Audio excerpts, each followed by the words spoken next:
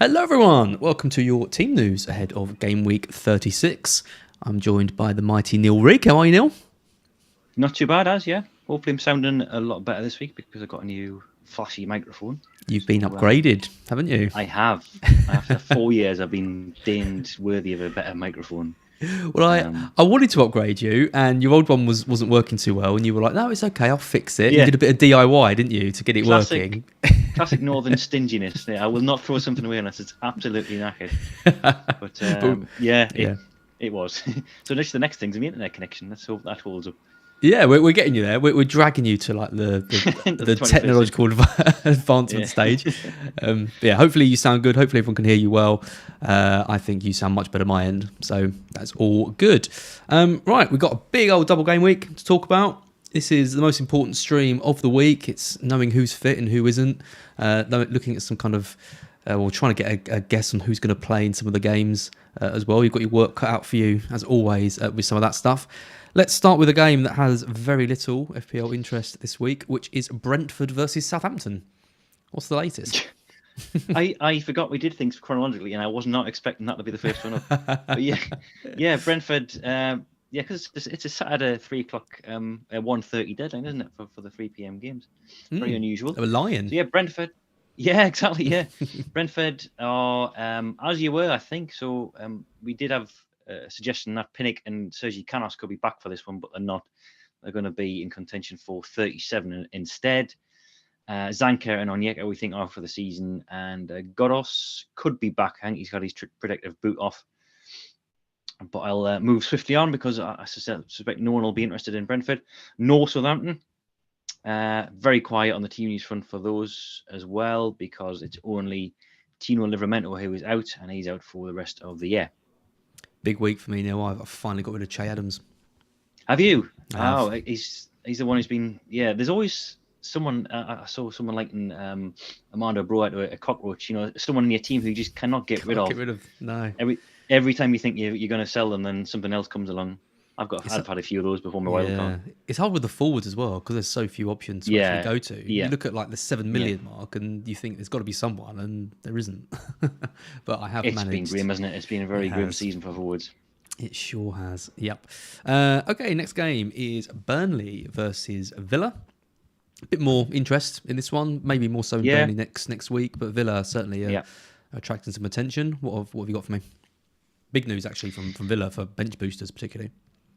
Yeah. This was this morning. Steven Gerrard facing the media, and it concerns Jacob Ramsey, who certainly was one of the more popular budget midfield options. I guess still is. I know his ownership's been into by Gordon and Dewsbury Hall, but still a semi-popular option, especially for these back-to-back doubles. And he is a big doubt according to Gerrard. He has. I've seen a groin issue reported.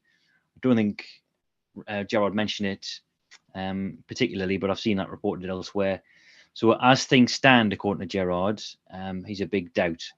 Now, what I would say is that he previously, only about a fortnight ago, said that Luca Digne was an outside bet for featuring again in this season. And lo and behold, he started in Gameweek 35. So perhaps he gets back for one of the two Gameweek 36 fixtures, maybe even Gameweek 37 as well.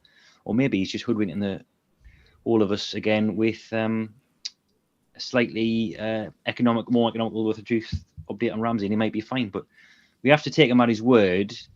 And when he says he's a big doubt, the flag reflects that. I think he's 25% now. But just be aware of Gerrard's previous for giving us kind of unreliable team news bulletins. That probably doesn't help you much if you're Ramsey owner, because you either want him or you don't. And you can't be going into a double with that kind of uncertainty. So I suspect people will probably sell him off the back of that if they're relying on him for 36. If you've got him for 37 and you're happy not to go without him this week, then maybe you hang on to him for a bit. Just see what Gerrard says next week. So, but yeah, he's a major doubt. He's, as I said, 25% flagged, and they've also got Bailey out, who came off last weekend with an ankle problem. He is out, nothing serious, but he'll miss the Burnley game. Courtney House is still out as well, but fine other than that. He's going to become your least favourite manager soon, isn't he, Gerrard? He's got lies and slippiness about him. Yeah, He's slipped seamlessly into the Premier League press conference mode of giving us sort of two-faced information. But he's become one of my least trusted managers now. Oh dear. What about Mike Jackson? I won't make any puns this week either. What's he saying about his Burnley side? Yep, I think he was yesterday, so there's always the risk of something can happen in the interim, but they're still without me, Goodmanson and Westwood. The rest of them, they're all sort of in contention. Eric Peters is back on the grass. He's been training all week, so he should be involved. Maxwell Corney, I think, joined in on Thursday, so he's a possibility as well. Gio Rodriguez is the big one, but he is in one or two teams as a budget strike. I know he's in Tom Freeman's, our colleague, or was anyway. And he's been playing regularly for Burnley ever since Wood left. But he has got a hamstring problem. He was taken out of the lineup last weekend after complaining of tightness in the warm-up. It was said to be a precautionary measure. But he hasn't trained, I think, as of Thursday. And there's obviously a bit of doubt around his involvement against Villa. So I can't offer you anything concrete on him, but he looks probably the most at risk out of the three I've just mentioned, Peters, Coney and Rodriguez. Doing well. Mike Jackson and Ben Mee, aren't they? Pretty well. Yeah, they are. They've got a double coming up, haven't they, in 37? So I'm on a free hit, and I might be revisiting a certain Dutch beanpole up top. We'll see how this week goes. I mean, he got hooked last weekend off after less than an hour. So the more things change, the more they stay the same. I guess Mike Jackson will, want to be starting something next season. Oh yeah, okay. I knew you couldn't resist it. I don't want lined up. Chelsea and Wolves next. Chelsea, we're all waiting for your predicted lineups. We think probably stronger for the first game, right, against Wolves, and then who knows who's going to play in that Leeds game. But what do we know? What players are out? Yeah, funnily enough, I think the lineups for this weekend might be slightly easier, and I say slightly, than they were last weekend when I think there was a bit more uncertainty. And certainly the midweek round for Chelsea is going to be a free-for-all. But going into the Wolves game, they are down 4 players. They're without Chilwell and Hudson-Odoi, who've both been out for a while, and a central midfield duo of Jorginho and Kante as well. I don't think it's serious in Kante's case. I think it was just a minor knock. But this one comes too soon. So there's a chance they could be back for the Leeds game, and then the FA Cup final after that. But those are the only 4 names listed by Tuchel this afternoon. He did say something about Lukaku might start. I've just belatedly read that. We're in it's deja vu for Havertz owners who probably thought he would be benched last weekend against Everton, given the quick turnaround, and now we've got this quote from Tuchel today suggesting that Lukaku's got a chance of starting against Wolves. Their £100 million signing has got a chance of starting. It's remarkable, isn't it? So what would your advice be? It just goes to show. I mean, we jump on forwards whenever they arrive in the Premier League, thinking this one's going to be different. Lukaku had after the back of a great season in there. I think he's going to be different from the likes of Werner.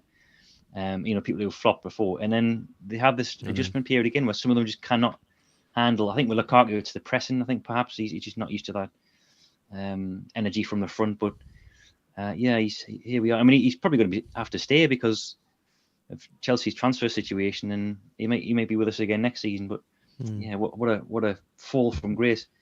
I mean, I'm in a position where I need to be deciding whether or not to keep. I've got Mount and Alonso as my Chelsea reps going into Gameweek 36. I'm keeping Alonso because I think he can do damage in one game spectacularly. Even if he's just given, say, 110 minutes across the two at best. And I've got 38 to think of as well. Mount, I'm not quite so sure on because I could go down to Kulusevski and get a likely 2 starts from him versus maybe 1 from Mount. So that is my main dilemma this week because I wildcarded in 35 or 34. So I am well set up for this double. And it's just that one position where I'm not sure about. Oh, that's such an annoying team, Chelsea, with that final because the fixtures are so good between now and the end of the season, and It almost feels like a don't buy, don't sell, but also perhaps. maybe sell if you've got like some of their options. Havertz is being sold by quite a few I've seen. I think if you've got 3, I think you'd probably get rid of at least one of them for this. I think because you know that you're not going to get 6 matches out of 3 doubles. I think you're probably going to get maybe 4 at best. So maybe if you've tripled up on them, you perhaps get rid of one of them. But I'm all for keeping Alonso because I think he can still do damage even if he gets 2 starts between now and the rest of the season. Yep. Other team, the team they're playing is Wolves. They're probably the least invested in double game week team. Maybe not. At least Norwich have got Pookie. I don't think anyone's buying any Wolves players. I've got Hwang rooted to my bench this week. Anything of interest from their camp? Not particularly. I think Kilman and Semedo look like they're out for the season. Daniel Pedence's back in training, so he'll be assessed, but nothing new really. The most significant team news is the fact that the manager's not going to be in the dugout this weekend because he's got COVID. Oh right, has he? I sympathise. I'm still not completely. Oh yeah. I'm still not completely over it. It's been 3 weeks now. It's nasty virus. Who would have thought? Game week 39 starts looking less and less likely. Oh god, I know. We're doing a training match next week as well, and God, I'm dreading it. I haven't done any exercise or anything in ages. So if I get through that, then it'll be a small miracle, I think. Palace next. They've got a double in 37, but a good game in 36 as well against Watford. Nathan Ferguson, our boy, mentioned again by Patrick Vieira. He's a myth. He is. He's not going to feature again this season. Surprise, surprise. He's going to concentrate on training and then getting a full pre-season under his belt, which is exactly what Hodgson said about 12 months ago. But he's the only one who's not been involved in training. So that is short and sweet team news from Palace. It'll be $5 million next season. Yeah, based on his exploits in his game time this time. Yeah, there was a quote incidentally from Vieira about Zaha playing through the middle. Not necessarily this weekend, but he says in the future he's trying to convince him that he's a good option there. So don't be surprised if that happens against Watford. As for Watford themselves, and they have got a double. It's pretty straightforward really. Kucho's the only one who's definitely out. He's back in training even. He's on the grass. He won't be involved against Palace, but thereafter I suppose he could come back into contention. And Cathcart and Cleverley have been back in training this week after their respective problems, so all quiet on the Watford front. Yeah, again, not a huge amount of investment in them. Maybe Dennis, I guess, is getting a little bit of attention, but yeah, not a huge amount. Hernandez was going to be one of my bench boost options. I was quite annoyed when he got injured because he was like the only 5-ish million midfielder striker kind of playing. But, if only he was like one week ahead of his recovery because I think he's down to 4.9 now, so he would have been great for this week. Yep. My boys next, Brighton against United. Good performance from United against Brentford for a change. But a good performance from us as well. Against Wolves. Yeah, very good. I mean, I think both managers were saying it was possibly one of the performances of the season from their respective games. Both 3-0 wins. So you would think changes at a premium this weekend. Brighton, I think it's as you were. So Sarmiento's still out. Moder is, of course, a long-term one. And I think that's... Oh, yeah, Mwepu's been added to that. Yeah, he came off last weekend with a groin injury, and that is expected to finish his season. But I think outside of those 3, that is it.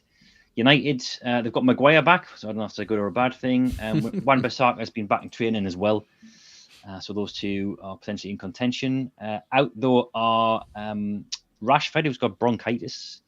Pogba and Shaw, we already knew about. Their fighting a battle to be back for 38 at best. Same with Sancho, I think, as well, with his tonsillitis. I think he's in a race against time for the final game of the season. Eric Bailly is a fresh one as well. He came off the training ground this morning with a back issue, so he's a doubt, but probably wouldn't have featured anyway. Yep. We are halfway through the stream. If you're enjoying this and listening to Neale, please like the stream. Drop us a comment as well if you're enjoying it. If you're listening on the podcast version, we appreciate all the reviews and stuff that you can leave for us on whatever platform that you're listening to. But yes, we appreciate it. I won't ask you to do a little speech this time, Neale, like you sometimes do. we do appreciate all the feedback. We do. Yeah. Liverpool Spurs next. Big game for both teams. Really big game. Looking forward to this one. Liverpool, through to the Champions League final. who's the hell's going to play for them? I mean, this is the decide. I mean, there's people considering the likes of Diaz and Jota, and there's question marks about Robertson, given that he hasn't had a rest yet. Tricky one. What do you reckon? Well, you never know with Klopp because of what he did last weekend. I think he defied most of our predictions by rotating quite heavily against the Newcastle team, who did actually pose them problems, made it difficult. They didn't have that many chances, Newcastle, but it was a close-ish game. But they got through it with all those changes. So there is always a chance he could do it against Spurs. I think if I was a betting man, I would put more money on whatever breathers he has in mind happening against Villa. Because a Tuesday, Saturday turnaround for Spurs, that it's a tougher game. So I think he'll go full strength with this, and that includes Diaz coming in. I think off the bat of his midweek performance, he was excellent when he came on, and obviously Jota was the fall guy, and that might be the case again this weekend. So yeah, the two who are probably most at risk are Robertson and Mane. I would suggest, because they've started, I think, 6 in a row now, and it's been twice a week every week for a while. So if they start this one, or both start this one, this will be 7 games in a row they've started. So I would not be surprised if one or both of those got subsequently rested against Villa. And Klopp sort of hinted that he was thinking about resting Robertson last weekend. He mentioned that if he had done that, that would have been, I think, 3/4 of the backline changing. With obviously Gomez came in for Alexander-Arnold, and then Matip had come back in for Konate after Europe. So he decided against that in the end. But that could be around the corner, and the same with Mane. But this weekend, and I'm not sure if you've got my predicted lineup up there, I do think it'll be as full strength as you can go, I think, against Spurs. Yeah, that's it. You've got Alisson, Trent, Matip, Van Dijk, Robertson, Henderson, Fabinho, Thiago, Salah, Mane, Diaz, which I imagine is or will be the team that plays in the FA Cup final. Maybe one change. It's interesting with Jota, because I mean he was subbed, but Klopp did make the point of kind of saying it's not his fault, don't blame him for it. Mark's convinced he starts and he's going to bring him in, I think. He won't be happy listening to you saying he's not going to play this one. He'll start. I would put money on him starting at least one of the games. I'm pretty sure of that. And outside of Salah, that could possibly be the case for any of the attacking options. Because Firmino, as I'll segue straight into the team news, Firmino is back on the training ground.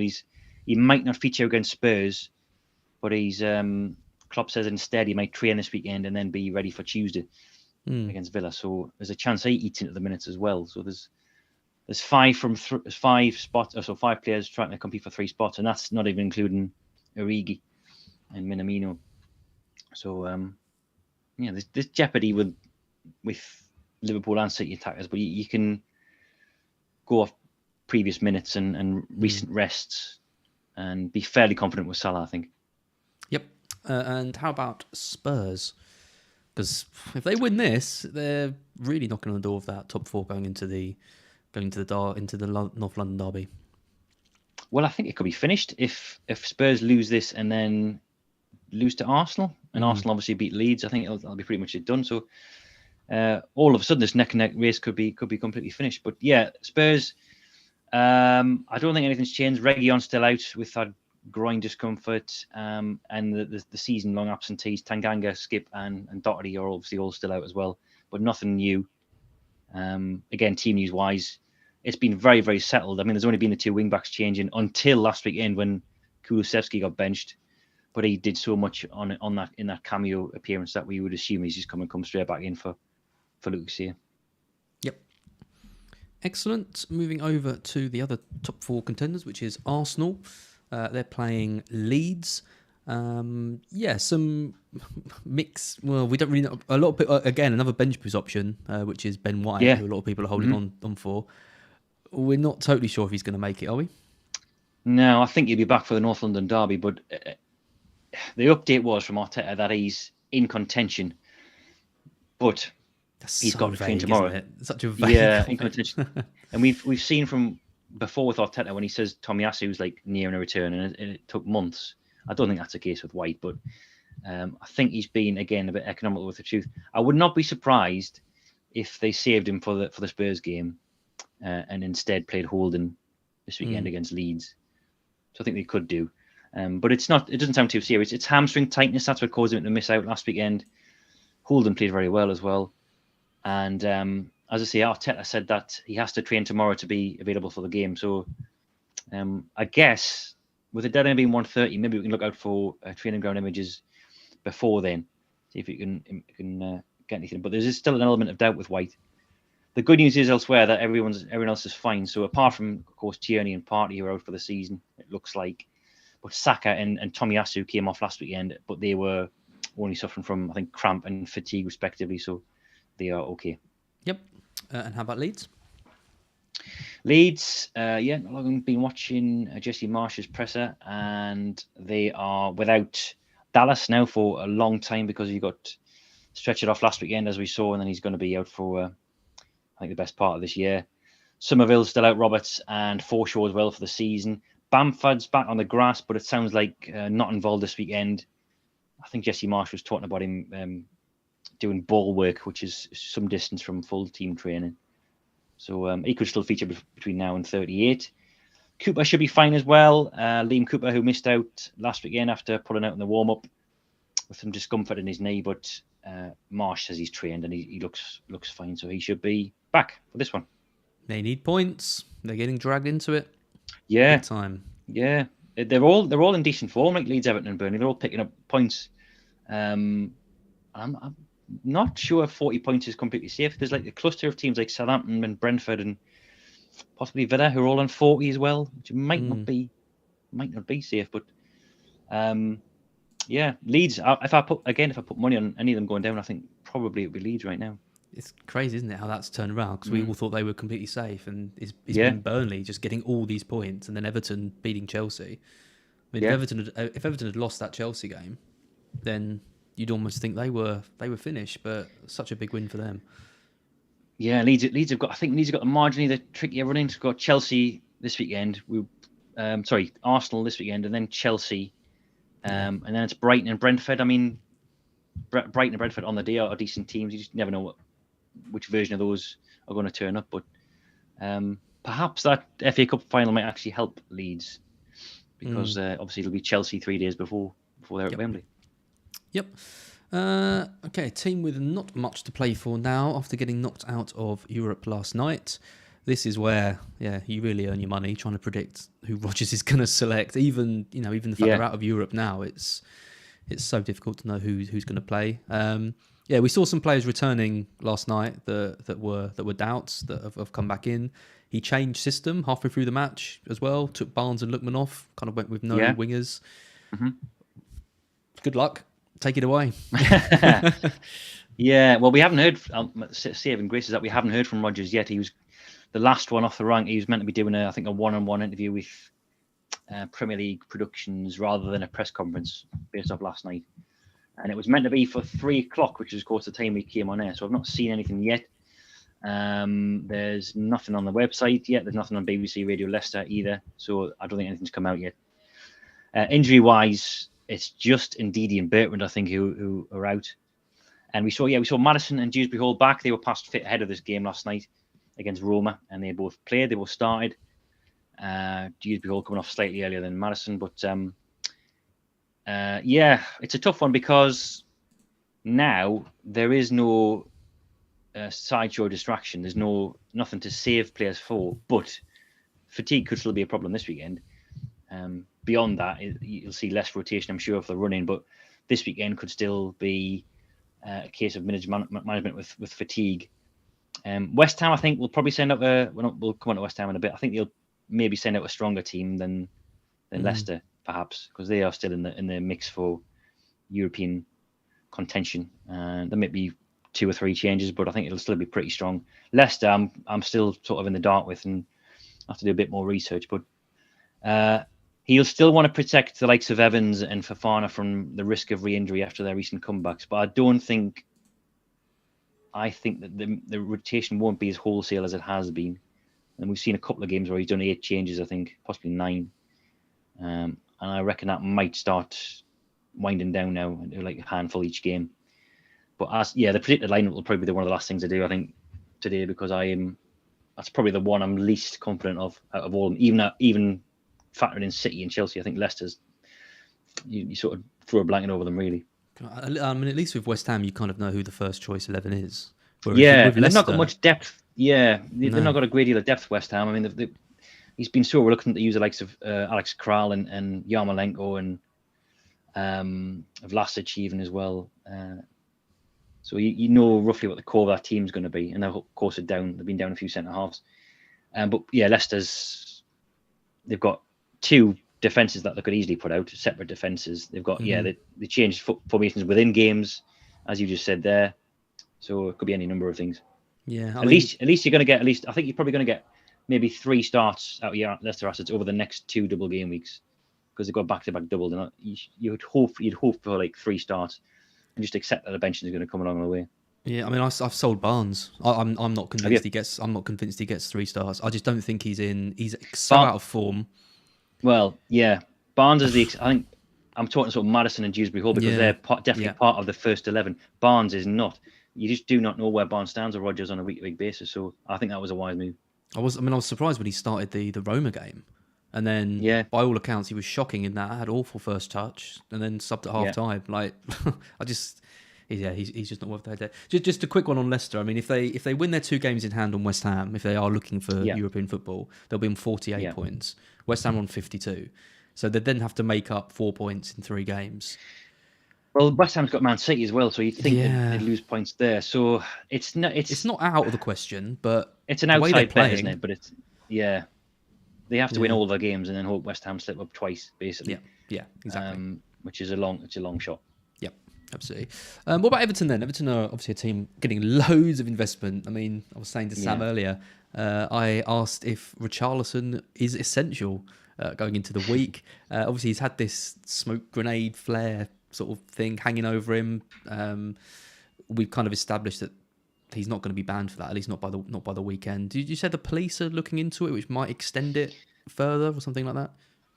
Yeah, that strangely enough that might help his availability, because when the police are investigating, the FA probe gets suspended as a result, and the police take over. I think what you'll probably see is something small will come out of this in the summer. You might get like a 250 grand fine or something like that.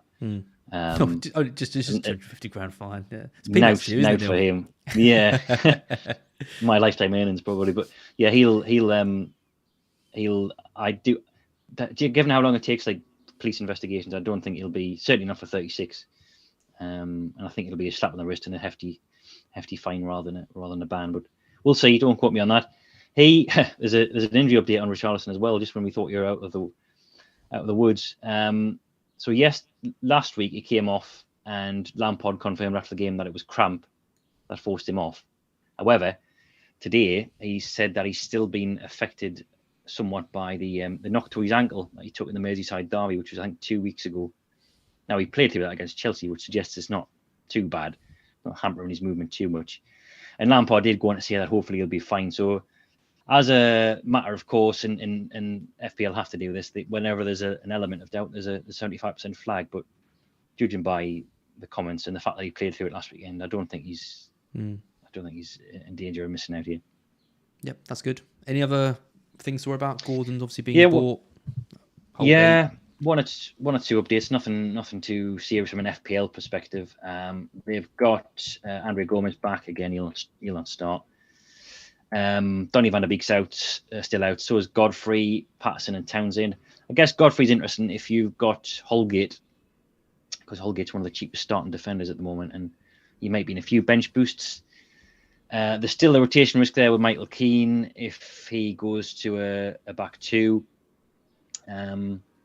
So I couldn't tell you for certain whether Holgate's going to start both 36 matches and both 37 games, because Mina's back, and Mina is their best centre half.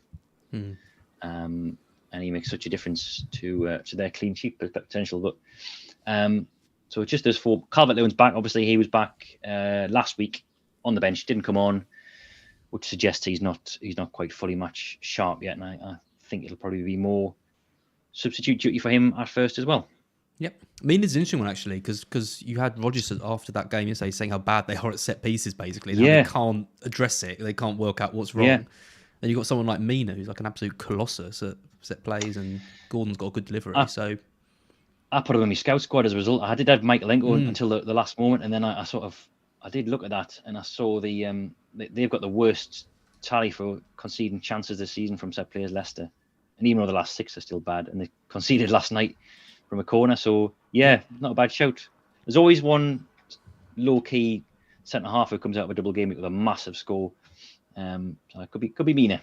Could it be Mina? Or he'll get injured in the first game and yeah. Yeah. It's always one of the two. Norwich next. Pookie, I guess, is the only one to really mention, but you can cover off some of the other players if you like. Yeah, nothing on him from Smith other than they hope that he'll be here next season. They're hoping to keep him in the Championship.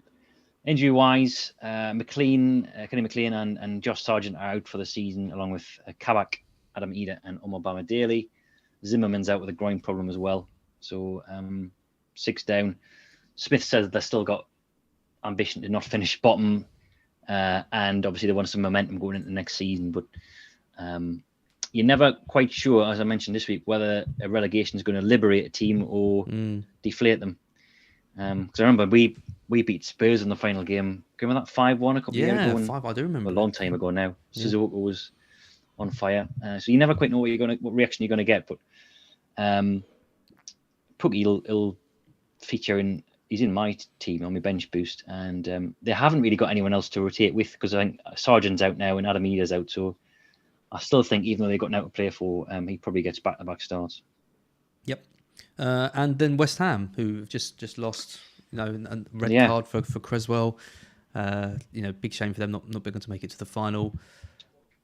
I guess this game's tougher to predict, but then I guess they're kind of, like you said, full strength going forward to try and preserve that European spot. Yeah. I mean, they've only got. I think they haven't got any double game weeks left. They've got 3, so that every week there's a 7-day rest period. So I would be more confident that you'll see a stronger West Ham team than Leicester.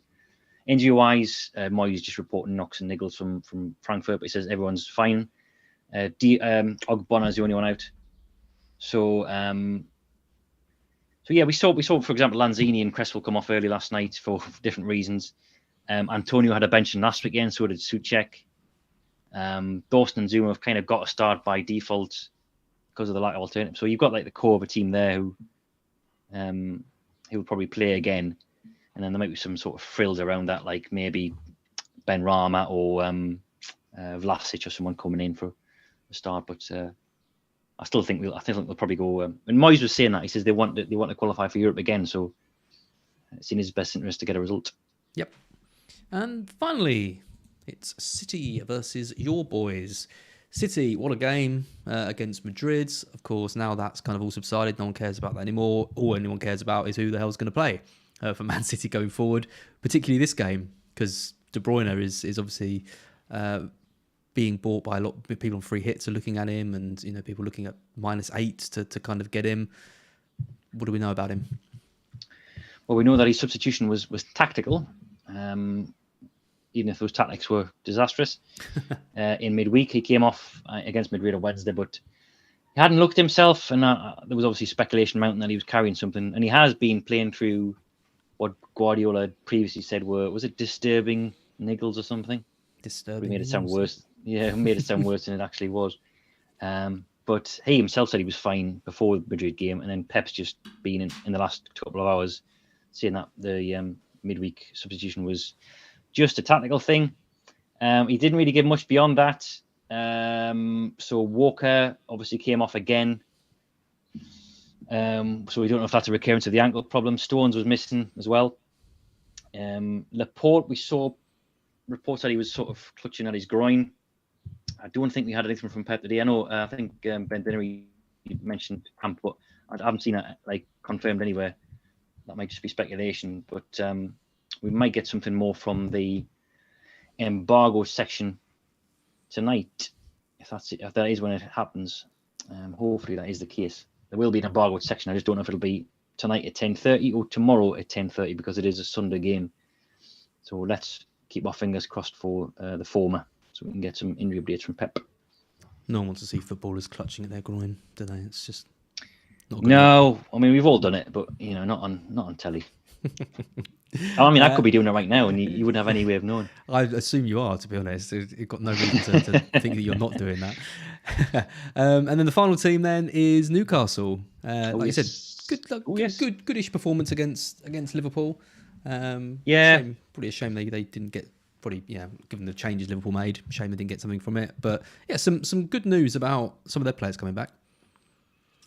Yeah, we sort of played within ourselves last week. I think it was more of a exercise and containment, and then we probably realised too late that we probably could have gotten something from that game. But anyway, going into the City game, there's a couple of big names back or nearing a return. Trippier and Wilson have both been back in training. Wilson's actually overtaken Trippier in terms of progression, and he's got a good chance of being in the squad, almost certainly from the bench. Trippier, it's going to be a late call because he hasn't been in every session this week. But they're nearing a return anyway. Fraser's still out with a hamstring, and Fabian Schär is the newest issue. He came off last weekend against Liverpool, and he hasn't trained all week. But I don't think wasn't concretely ruled out by Eddie Howe. The scans show no damage, so it's not like a fracture or anything. And he wasn't completely ruled out of the match. But then Howe did this previously with Fraser, and he hasn't featured for a while. So I suspect he probably won't risk him. If he hasn't trained all week, he might save him, because this is a bit of a freebie anyway, this game away at the Etihad. We're not going to be expected to get much from it. So it could be Lascelles coming in for Fabian Schär. I'd just like to finish on St. Maximan's comments to SoFoot magazine that he has said have been taken out of context, but I really did enjoy this. The day I get a teammate who's able to convert the chances I create, I will have 10 to 15 successful assists every season. Ouch, to Chris Wood. This will increase my profile in people's minds. My aim is to do things that leave a mark on people's minds, to change the rules in a similar way to what Michael Jordan has managed to do. How great is that? Yeah, that was mentioned by Howe as well. He's going to deal with it internally, and he's not going to fine him, but just sort of remind him of his responsibilities. And he did suggest it was taken out of context. Hilariously, though, St. Maximum tried to take to Twitter this afternoon to clarify his comments, and basically just repeated them. He just said the same thing again. He said, "I'm looking forward to playing with better players, just in a different way." He did. So, yeah. That's exactly what he said. He said, the interview I did, if you take it out of context, I never said anything about my teammates. I simply said I was looking forward to having an even better team so we could progress collectively. Yeah. Amazing. I love that. I love digging himself deep there. Yep, absolutely. Neale, fantastic. Slightly longer one than usual, but obviously a lot to cover.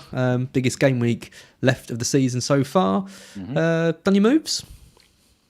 No, it'll be probably a tomorrow morning job. I've got 2 free transfers off the back of that wild card. Fancy. So yeah, it could be Mount to Kulusevski and then upgrade Mateta, who's my only single game week player. And I'm not even sure he starts because all that talk about Zaha playing through the middle and Edouard getting a look in as well. So I'm thinking of, there's such drivel down that price bracket. It'll be someone like Dennis coming in for Mateta if it happens. I could do a mount down to a cheaper mid like Martinelli, and then get in. I'll have to work out the maths in this, but maybe get in a Watkins or a Richarlison for Mateta. I might not even have money for that, but it'll be just those 2 positions. There's no other doubt about that. Unless we get some late injury news, my core 13 players are set, and it's just those 2. 2 frees. How about yourself? You've done yours, haven't you? You've brought in Richarlison already. Yeah, I've got rid of Barnes. Barnes and Adams have gone, and I brought in the double Everton boys, Gordon and Richarlison. I think that's a good move. Thanks, I can't see that backfiring. Oh, don't say that. Barnes gets 4 consecutive starts. Yeah. I think it's good. And it means one of the main reasons I wanted to do it was to keep Gamirish, because I've got him on my bench boost next week. Last home game against Arsenal. St. James is going to be... next week? Yeah, I can't really bench boost this week. I've got Dubravka, Gamirish and Hwang. So next week... fair enough. Next week I can get rid of Hwang. I've got the Newcastle boys with a better home game at Newcastle. That's true. Yeah. And yeah, I don't know who to bring in for Hwang, but it'd be someone. I was looking at Mateta, but you've worried me now with his Zaha news, so I don't really know. Someone will come in. Yep. Well, good luck. Good luck. Thank you. Top 1K push. Yeah, thank you very much. Good luck to everyone listening. Thanks for watching. Make sure you like the video, as mentioned earlier, and we'll be back next week ahead of Game Week 37.